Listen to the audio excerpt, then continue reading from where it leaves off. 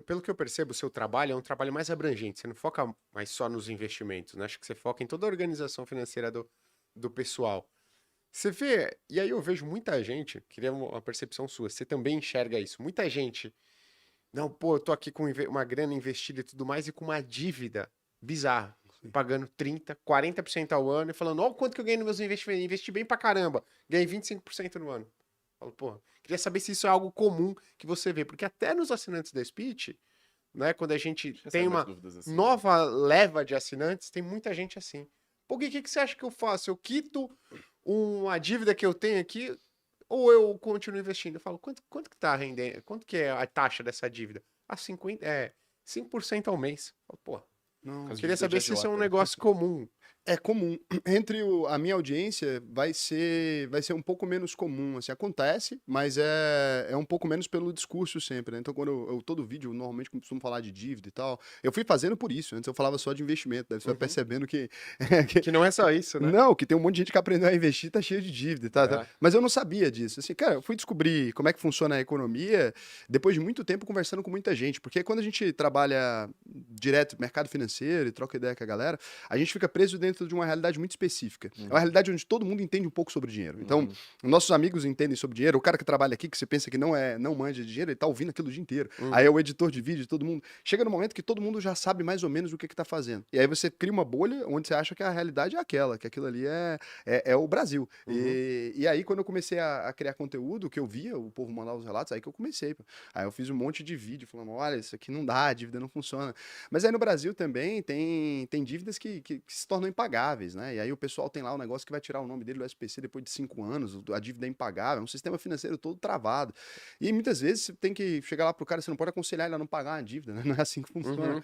Mas tem coisa que não dá para o cara pagar, tem coisa que não dá. Eu já cheguei a ver números assim que eu falo assim: a pessoa ganha X, ela se endividou, ela passou um cartão de crédito numa coisa específica, a juros de cartão de crédito é tão alto que ela vai ter que esperar o nome dela limpar mesmo. Não tem como pagar. Não Uhum. tem como. Eu É nunca pensei que eu impagável. ia ver isso na vida. Mas tem uma pessoa que, se ela trabalhar a vida inteira, ela não paga a dívida. Você vai mandar ela pagar? matematicamente, né? Exato. Tem aquela história, né? Dívida pequena, o problema é seu, dívida grande, o problema é do banco, né? Você, É, porra, isso é... mas não é, porque o banco já ganhou um dinheiro. A linha de crédito de banco, assim, funciona de um jeito muito peculiar. Eu fui percebendo, assim, é um monte de conta que a gente vai fazendo. É o seguinte: o dinheiro que o banco ganhou com você tem a ver com o limite de crédito concedido a você. Uhum, Então é de maneira que quando ele te empresta, já existe uma, quando você vai olhando os números, quando ele te empresta, a chance dele perder é praticamente nula, porque se você paga X parcelas ali, já compensou e ele já tinha ganhado um dinheiro anterior. Então, ele só te permite se negativar quando você já gerou um certo retorno positivo, né? Uhum. Que é um sistema muito interessante. Então, na Uhum. verdade, é por isso que essas dívidas são impagáveis. Aí criou-se uma régua que os bancos foram aumentando tanto a taxa de juros por causa do risco da inadimplência, que aí a própria inadimplência faz eles aumentarem cada vez mais a taxa de juros, que faz aumentar a inadimplência. Então entrou num círculo da morte ali que Vicioso. vai ter que ser resolvido de alguma maneira, né? Aham. O que você acha dessa proposta de limitar 100% do valor da dívida? Eu acho bom, cara. Hum. Não dá pra gente ter a taxa de juros que a gente tem no Brasil, assim.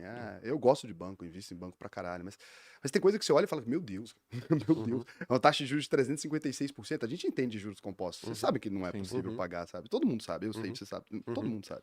E aí, como é que a gente fala que a gente vai emprestar dinheiro pras pessoas numa dívida impagável?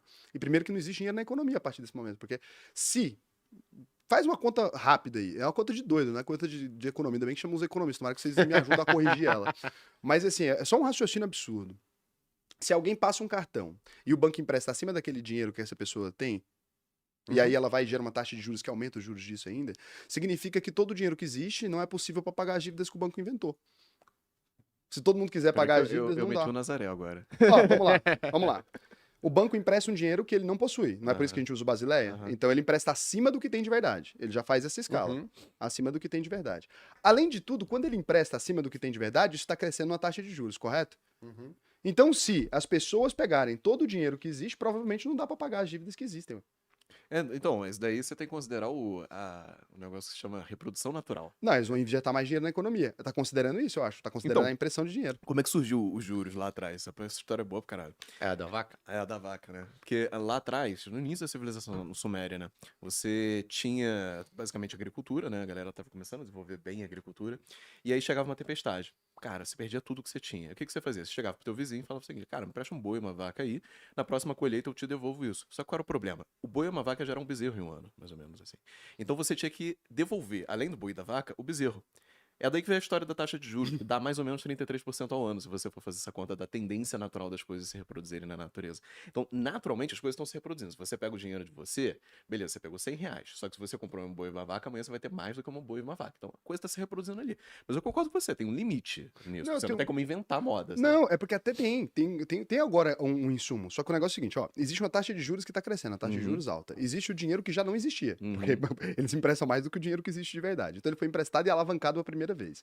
Quanto mais a taxa de juros age, mais a gente tá alavancando. Tudo bem que o dinheiro, ele não é escasso, né? Se eu pego R$ 10, você pega R$ 10, a gente pega R$ 10, a gente fica trocando ele de mão, a gente gerou 300 mil, é só passar É. a rodada suficiente. Não, aumenta a base monetária, né? Só que quando você trava e essas pessoas não conseguem pagar os juros, na verdade, chega no momento que talvez tenha menos dinheiro disponível com o número de dívidas. Deve chegar a acontecer. No infinito chega. E aí é a hora que dá a merda. É, que eu acho que é a hora que a gente entra nesses tombos, assim. Então, muito se grande. isso acontece na prática e você tem mais necessidade de dinheiro do que tem dinheiro na economia e o Banco Central não aumenta a base monetária, que muita gente critica, né? Porra, cara, tá emitindo moedas, cara.